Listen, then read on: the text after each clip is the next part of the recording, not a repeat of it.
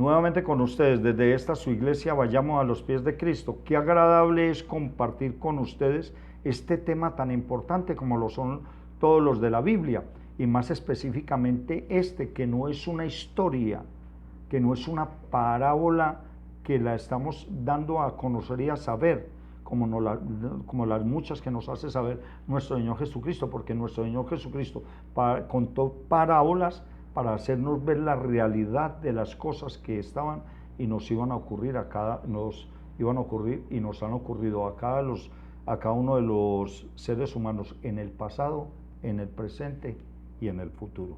Damas y caballeros, el alma en el infierno, parte 2. ¿Tú crees en Dios? Es el título central.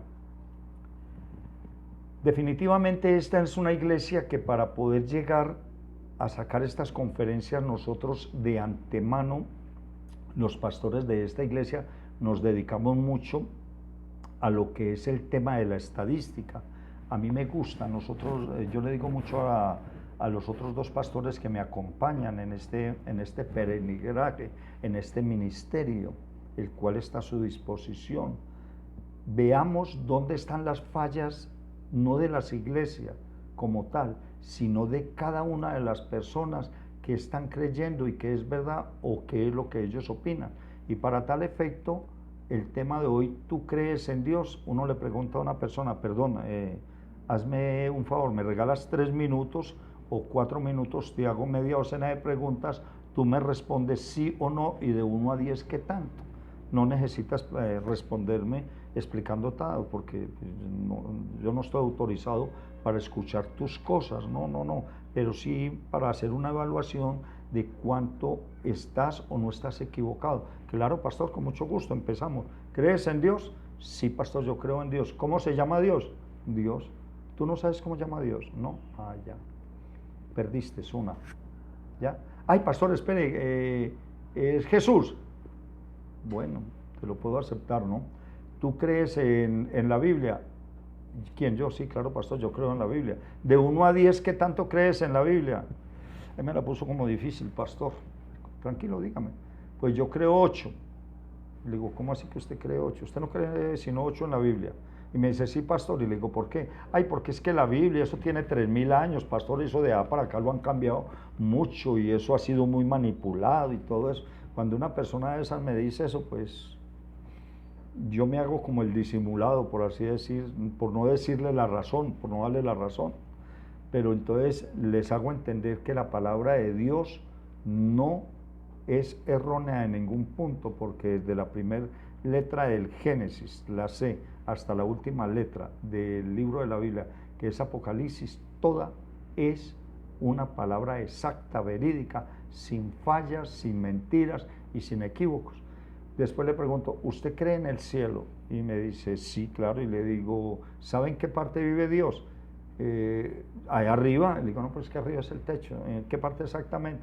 Me dice, no, Dios vive entre cada uno de nosotros. Le digo, no, ¿dónde está la morada de Dios? En el cielo. Y me dice, no, ahí llegamos. Dios vive en el tercer cielo, que es el universo infinito, en la eternidad. Claro que Él está en cada uno de nosotros, si estamos obedeciendo, cumpliendo, lo cual muy dudosamente. La última pregunta, ¿cree en el infierno? Ah, no, ahí sí, pastor, esa sí se la contesto. En esa sí no me pelo, dígame, por favor. El infierno es el que estamos viviendo. ¿Y por qué crees tú que el infierno es el que estamos viviendo? No, pastor, porque a mí me tocó una lajita de esposo. Usted no lo conoce. ¿Qué más infierno que es? Otro es el SIDA, otro es el cáncer, otro es la familia drogada. Bueno, inventan cualquier cosa. Y le digo, pero permítame decirles que ese no es el infierno, ¿no? Entonces, ¿cuál es el infierno, pastor? El infierno queda a 6200 kilómetros de profundidad en el centro de la tierra. Ya sabemos por dónde se entra y por dónde se sale al infierno y sabemos quiénes van. Y usted ahora viene y me dice que no, que eso queda aquí. Ay, pues pastor, yo no sabía eso. Bien. Entonces, y dicen que creen en Dios, como dice Isaías 29:13 en la conferencia inicial de este bloque de conferencia. Este pueblo me alaba con su boca, mas su corazón está lejos de mí. Sus alabanzas son solamente enseñanzas religiosas por hombres, enseñadas por hombres. Entonces, Aquí es donde entonces ya entramos a profundidad en la siguiente cita bíblica, que es muy debatida. Está escrita con respecto a esto de creer en Dios y de la salvación. Escrita está en Santiago 2, 18 y 19, pero si, versículo 18, pero alguno dirá, tú tienes fe y yo tengo obras, muéstrame tu fe sin obras y yo te mostraré mi fe por mis obras. Entonces, ¿qué quiere decir esto? Que es que hay muchas personas que dicen que tienen fe y que tienen fe, pero que ellas hacen obras y no asisten a la iglesia. No quieren escuchar a los pastores y es como a mí me parece. Empecemos por un tema que no me gusta mucho mencionarlo. He oído muchas personas que dicen, pastor, yo la ofrenda o ellos dicen el diezmo, pero es que eso ya del Nuevo Testamento para acá no es el diezmo, es la ofrenda, dar lo que a ustedes les dicte su corazón. El diezmo ya no existe, eso ya lo hablaremos posteriormente. Eso dejó de existir desde que nuestro Señor Jesucristo puso las cosas en orden. Inclusive está en Jeremías, que dice que cada uno dé lo que le nazca en su corazón. Pero este no es el tema principal. Entonces, pero para tocar un ejemplo, pastores, que como los pastores todos son una mano de... Bueno, y tiene uno que aguantarse eso. ¿Qué más va a hacer? Tenemos que tener la humildad de Cristo Jesús. Mire, pastor, cuando yo voy a darle un vestido, un regalo o una ofrenda, yo no la llevo a la iglesia. Porque en la iglesia, bueno, todo lo que tú te imaginas. Y resulta que la persona dice, yo prefiero darle este mercado a Julanito de tal o a Julanita de tal. Yo todos los diciembres cojo de parte de mi pago extra y yo voy a una casa y le doy a la que a ella le parece. Entonces resulta que las personas viven haciendo las obras por lo como a ellos la fe les dicta, no como lo manda la santa palabra de Dios. Y otros viven diciendo, yo no voy a la iglesia porque ¿para qué voy a la iglesia? Es que ese pastor o ese sacerdote es esto y aquello. Y yo entonces les doy una respuesta, bueno, pues si Dios manda que traiga la ofrenda a la iglesia, pues entonces si el pastor de la iglesia es esto o aquello, como tú dices, no la lleves a esa iglesia. Busca una iglesia de sana doctrina y la llevas para que estés cumpliendo con un mandato de Dios. ¿Ya? No, pastor, yo la verdad es que yo no. Y se cierran en la banda, que es como ellos digan, como ellos piensan. ¿Ya? Y otros llegan y en otro caso dice, muéstrame, yo te mostraré mi fe por mis obras. Ya es una fe acompañada con obras, haciéndola a la forma de Dios. Entonces, por eso en el versículo 19 dice, ¿tú crees en Dios? ¿Tú crees en Dios? Te pregunto. Dios es uno, bien haces. También los demonios creen y tiemblan. Déjeme decirle una cosa para aquellas personas que están haciendo. Permítame volver y lo repito, para terminar esta conferencia y seguir con la que a continuación. Cuando una persona dice que yo no voy a la iglesia porque todos los pastores son una, o todos los sacerdotes, o todo no sé qué, cuando una persona de esas dice que cree en Dios, no tiene temor de Dios, tiene miedo de Dios. Le voy a explicar por qué. Porque una persona que tiene miedo de Dios, es una persona que hace lo que le da la gana, perdóname la expresión, lo que a ella le parece, no ateniéndose a las consecuencias que puede acarrearle esa decisión por fuera de una orientación de un ministro sano, de un pastor sano. Ahora, no debemos de culpar, aquí no estamos culpando, no estoy culpando a nadie, lo que trato de enseñarle es que si usted es de esas personas que cree que usted no se congrega porque todas las religiones son una misma, bueno, o que todos los pastores, que todos los sacerdotes tengan la plena seguridad que usted está en contravía de las cosas que dice Dios. Tú no tienes temor de Dios, tienes miedo de Dios y hace lo que a ti te parece bueno. Esa es la religiosidad. Tú no eres un verdadero cristiano ni una verdadera cristiana. Y nos da un ejemplo en Santiago 2, 18, específicamente en el versículo 19. ¿Tú crees que hay un solo Dios? Bien haces. También los demonios creen, igual que tú, igual que yo. Pero tú no tiemblas ante Dios, ante el mandato de Dios. En cambio, los demonios ven a Cristo Jesús cuando estaba predicando y tiemblan. Hace una imposición de manos, una liberación de endemoniados y los demonios vuelan. ¿Por qué? Porque tienen temor del pastor, no, tienen temor de la palabra de Dios. Porque el que tiene miedo a Dios hace lo que le da la gana, asumiendo las consecuencias. Los que tenemos temor de Dios nos abstenemos de hacer lo que nos da la gana. Hacemos las cosas como Dios manda. Miremos esta cita bíblica a continuación para que ustedes puedan entender lo siguiente. Escrito está en Lucas 12, versículo 15 y 16.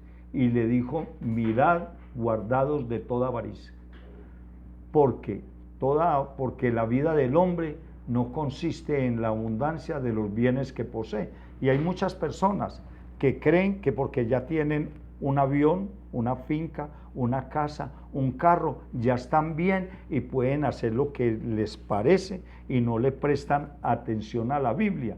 Y ese es el problema, que las personas tienen una casa y ya quieren tener otra, quieren un carro y ya quieren tener otro. Vemos, por ejemplo, como muchos personajes del deporte. Tuve la oportunidad de ver un documental de entre muchos de un personaje muy famoso en un área deportiva, la cual me reservo, y esta persona no tenía menos de 7 o 8 carros, por Dios santo, ¿ya? Entonces eso ya se vuelve como una avaricia, una idolatría. Por eso escrito está en Lucas 12, 15, versículo 15, les dijo, mirad y guardados de toda avaricia, porque la vida del hombre no consiste en la abundancia de los bienes, que porque ya tienes un apartamento, quieres ir a comprar el otro.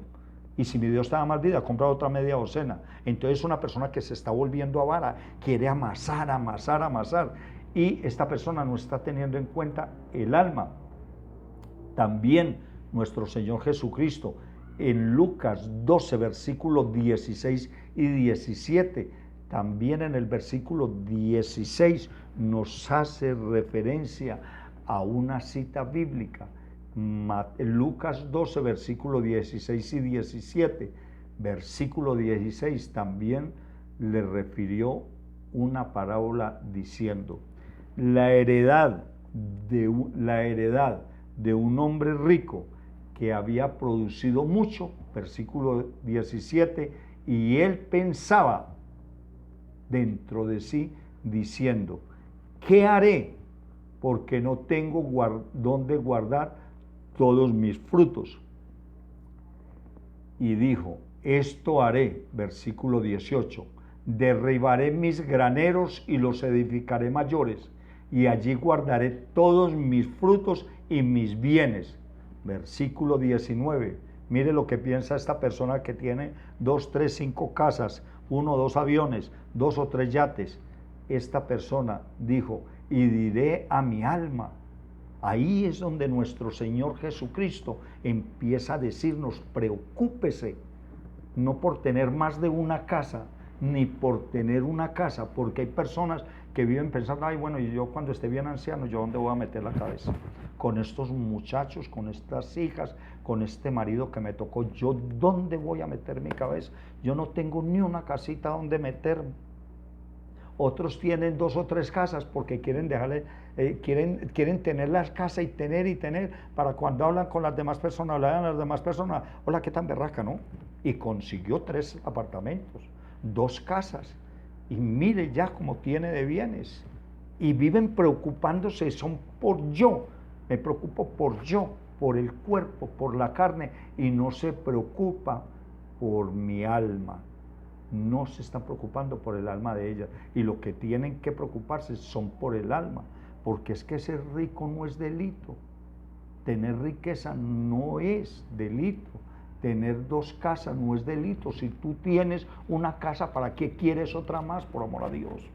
Si tienes un avión, ¿para qué estás pidiendo diezmos para comprar otro avión, para decir que vas a predicar a más ciudades, a más pueblos, a más naciones? Si tú tienes un yate, ¿para qué quieres comprar otra cosa similar? Le van cogiendo un amor al materialismo, y ese amor al materialismo es el que perjudica no la carne, sino el alma. Entonces permítame leerle lo que dijo ese hombre o esa mujer que quisieron tener 2 o 3 casas, 2 o 3 yates, un avión más, una cosa de por demás, o aquel o aquella que pensó, ¿y yo qué voy a hacer? ¿Dónde me voy a meter cuando está bien viejo? Resulta que es que usted se va a meter cuando esté viejo, cuando esté vieja, cuando esté anciano o cuando esté anciana. A usted no le va a proveer sino mi Dios. Dios verá dónde va a ir usted a parar, y créame sinceramente que usted no va a parar en ningún asilo de ancianos. Le van a resultar personas por cantidades que le van a decir: venga, ancianito bello, repelentoso, venga para acá, le doy esta casita. Pero tenemos que tener confianza en Dios, no en su pensamiento. ¿Y yo qué voy a hacer sin casa? ¿Yo qué voy a hacer sin carro? ¿Yo qué voy a hacer con estos hijos que me tocó? Es que la vida suya no depende de los bienes. La vida suya, el futuro suyo, depende de que tú te hagas rico en las obras de Dios. Y lo vamos a ver más adelante. Versículo 19. Y diré a mi alma: alma, muchos bienes tiene para guardar para muchos años, repósate, come, bebe y regocíjate.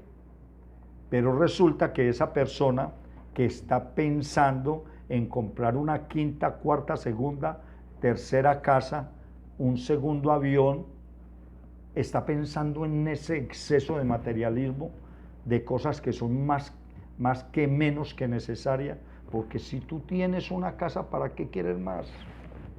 Y si no tienes, no te preocupes, preocúpate de agradarle a Dios, preocúpate por servirle a Dios, preocúpate por comportarte bien ante Dios, no le estés dando cabeza. ¿Y yo qué voy a hacer para una casa? ¿Y yo qué voy a hacer con esta empresa tan grande? Tengo que viajar de lado a lado, necesito un avión, pero como este avión trabaja tanto, entonces me consigo otro. Materialismo. Nuestro Señor Jesucristo, ¿sabe cómo llama a esas personas? Aparte que le dice avaras, que la palabra avaras significa idolatría, y de la idolatría, Dios está en contra de idolatría. Nuestro Señor Jesucristo le dice una palabra muy precisa, pero Dios le dijo a este hombre: necio, esta noche vienen a pedirte tu alma, y lo que has provisto, ¿de quién será? Así es el que hace para sí tesoros y no es rico para con Dios. Ahí lo tienen sencillamente. No nos preocupemos si vamos a tener casa o no. No nos preocupemos si le podemos dar la carrera universitaria a mi hijo o a su hija. No nos preocupemos si la iglesia no avanza. No nos preocupemos por nada. Preocupémonos por predicar la verdad, así nos cueste la vida, así nos critiquen, así nos digan: usted es muy repelentoso, pero decir la verdad, uno la verdad no la dice con una sonrisita, no, la verdad se dice como es, como la estamos diciendo, como la decimos los pastores de esta iglesia. Quisiera pedirle un favor, que me acompañaran para terminar esta conferencia, este bloque de conferencias, porque luego sigue la última, ¿no? Esta otra cita bíblica donde Dios nos enseña por qué debemos de preocuparnos. Ya nos enseñó que nos debemos de preocuparnos por el alma, no por el cuerpo, ni por el que dirán, cómo me verán, por amor a Dios. Escrito está en Gálatas 6, versículo 9 y 10. Dice el versículo 9: no nos cansemos pues de hacer el bien. Porque hay muchas personas que hacen el bien y se cansan. No, yo ya estoy agotado, yo ya he dado todo lo que tengo, no, yo ya no puedo seguir más. Esto es una lucha, y yo para esto allí, yo para esto. Y yo sé que tienen razón, pero es una recomendación que yo no se las hago. Nos la hace Cristo Jesús, para bien de nuestro cuerpo, no, para bien de nuestra alma. No nos cansemos pues de hacer el bien, porque a su debido tiempo, mire esta promesa, segaremos si no desmayamos. Versículo 10. Así pues, según tengamos la oportunidad, no es una obligación que nosotros tengamos de ayudarle a los demás. Si nosotros tenemos la oportunidad de ayudarle a los demás, Dios valora eso. Versículo 10. Así que según tengamos la oportunidad, hagamos el bien a todos, y mayormente a los de la familia de la fe. Y déjeme decirle una cosa, en la cita bíblica anterior, en Lucas 12, 20 y 21. Dice el versículo 21, así es el que hace para sí tesoros y no es rico para con Dios. Y aquí en la cita bíblica, en Gálatas 6, 9 al 10, en el versículo 10, nos dice que no nos cansemos de hacer el bien, pero especialmente, mayormente, a los de la familia de bien. ¿Qué quiere decir el final de esta cita y el final de la cita anterior? Que nosotros debemos de apoyar la obra de Dios en la tierra, porque la obra de Dios en las iglesias, yo hablo por esta y por todas las iglesias que son de sana doctrina. Y si alguien me dice a mí, pastor, por favor recomiéndeme, yo estoy en Rusia, recomiéndeme una iglesia de sana doctrina, yo le diría, yo paso. Yo recomiendo esta que, créame sinceramente, es de sana doctrina. Y sin duda alguna hay muchas. Porque si le digo una segunda, después me están llamando. ¿Y usted por qué no me dijo la tercera? Es que yo también soy de sana doctrina. Entonces uno aprende a tener la sabiduría. Una iglesia de sana doctrina es esta. Nosotros no recibimos ingresos económicos de nadie. Y el día que los recibamos no es para comprar edificios. No es para comprar nada. No es para nada. Porque una verdadera iglesia cristiana que se respete debe de tener dos cosas. Cada miembro de una iglesia debe tener una Biblia y una silla. Los ingresos que algún día mi Dios le ponga en la mente al ser humano de ayudarle a esta iglesia a través de nuestra cuenta bancaria, esos ingresos son para que el pastor, los 3 pastores que vivamos aquí, vivamos de la palabra. Cada pastor con su familia en primera instancia, no en segunda instancia, no para mantener nietos, ni abuelos, ni tíos, ni tías, es para mantener al pastor y a su hijo, a sus hijos, que estén en el círculo asistiendo a la iglesia. Y ya si hay otro por demás, nosotros no tenemos que ver nada con eso, porque esa es la misión de la iglesia. ¿Ya? Y lo que sobre, si es que sobra, para ayudar a la membresía de la iglesia, que veamos nosotros que está cumpliendo en asistencia y en obediencia al pastor, no, a la santa palabra de Dios. Entonces no nos cansemos de hacer el bien. Y si usted de verdad quiere agradar a Dios, empiece primeramente por ayudar a la obra de Dios. Y déjeme recordarle algo. La obra de Dios no es solamente terrenal, sino universal, porque el plan de salvación viene desde el cielo y es generado, diseñado en el cielo para concluirlo en la tierra. Y Dios se mostraría a ti muy agradablemente con bendiciones si tú no solamente ayudas a los demás, sino a la obra de Dios en la tierra. Damas y caballeros, los invito, creo yo, que para finalizar este paquete de conferencias me acompañen a la próxima conferencia. ¿Qué le pasa al alma cuando muere? Déjeme decirle una cosa, ¿qué le va a pasar a usted y a mí si no hacemos lo que el Papa dice? Lo que el pastor dice, menos. Lo que el Dalai Lama dice, menos. ¿Qué le va a pasar a usted y a mí si no hacemos lo que dice la santa palabra de Dios? Porque es que nosotros no fuimos creados desde antes de la creación del mundo, Efesios 1:4, así como porque viniéramos a hacer lo que nos pareció, ¿ya? Porque nosotros fuimos creados desde antes, fuimos sido escogidos desde antes de la creación del mundo, para que fuéramos santos y sin mancha en amor delante de la voluntad de Dios. Entonces, si alguien tan poderoso, por esos atributos que tiene Dios, omnisciente, omnipresente, omnipotente, esos atributos que lo caracterizan a Él, semejante eminencia,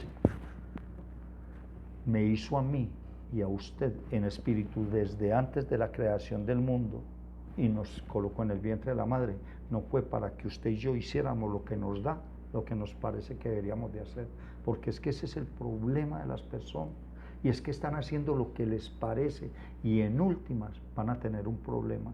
Si hacen lo que a ellos les parece y funcionan religiosamente como les enseñan los hombres, esas personas cuando se mueran, puede haber dado hospitales, puede haber sido un buen amigo, un buen hijo, un buen vecino, un buen trabajador, un buen hermano, un bueno de todo, la séptima maravilla pudo haber sido, pero si nosotros no hacemos, empezando desde los pastores, no hacemos lo que Dios manda y enseñamos lo que Dios manda a través del Espíritu Santo, que nosotros les enseñemos a ustedes lo que nos enseña el Espíritu Santo, a nosotros se nos viene un problema, a ustedes. ¿Y qué digo yo? A nosotros no, porque nosotros no entramos en ese grupo, que nosotros estamos haciendo lo que Dios manda. Mire, déjeme decirle una cosa, nosotros no recibimos ni un solo centavo. La cuenta de la iglesia, la cuenta de ahorro está ahí, y no recibimos ni un solo centavo. Y a nosotros los 3 pastores, una ministro y dos ministros que habemos en la iglesia, tenemos que colocar de nuestro sudor, de nuestra frente, para poder mantener la iglesia virtual y física viva. Oiga, con el esfuerzo tenemos que dedicarle 2 o 3 días a la semana de nuestro salario, tenemos que dedicarnos con todos los recursos mínimos que casi no tenemos, porque ese es un mandato de Dios, que debemos de invertir en la obra de Dios, y ese ejemplo lo tenemos que dar. Y yo no estoy diciendo esto para darles a saber a ustedes que no recibimos plata, es que la enseñanza debe empezar por nosotros, la casa, nosotros, por esta iglesia, nosotros, ni la ministro pastora, ni los 2 ministros varones que vemos en esta iglesia, recibimos de nadie una sola moneda. Y tenemos que sacar esta obra de Dios. Eso es lo que Dios manda que usted haga, y nosotros le estamos dando el ejemplo. Debemos de ayudar a todo mundo. Nosotros pedimos ropa, les llevamos a las personas, tenemos bolsas de ropa, lo que nos queda a nosotros, que no nos queda, se las llevamos a las personas, las tenemos listas para cuando vemos una persona necesitada, si tenemos la formamos un desayuno, si tenemos, bueno, etcétera, etcétera, cada uno de los 3 ministerios que tenemos en esta iglesia, ¿ya? Ahora, ¿por qué les digo eso? Porque ayuden, pues obviamente que nosotros necesitamos la ayuda, pero más es para que escuchen y oigan que nosotros estamos dando el ejemplo como lo manda la santa palabra de Dios, que dice, así que tengamos la oportunidad, hagamos el bien a todos. No quiere decir que solamente a la iglesia, a todos, y mayormente a los de la familia de la fe. ¿Quiénes son los de la familia de fe? Nosotros. Entonces ahí les queda esta inquietud. No saqué esta conferencia por pedir fondos ni ayuda, no, sino para darles a saber con este comentario de Gálatas 6, 9 al 10, versículo 10, es para que ustedes empiecen a hacer lo mismo. Deben de ayudar a la obra de Dios para que la obra de Dios se extienda. Y vuelvo y les repito, esta iglesia nunca comprará más de una Biblia y un asiento para cada persona, y lo que quede, primeramente para el sostenimiento de los 3 ministerios y las familias en primera instancia, y lo que quede es para ayudarle a cada persona para que pueda salir adelante y pueda vivir tranquila, caminando sin preocupaciones en los caminos de Dios. Muchas gracias.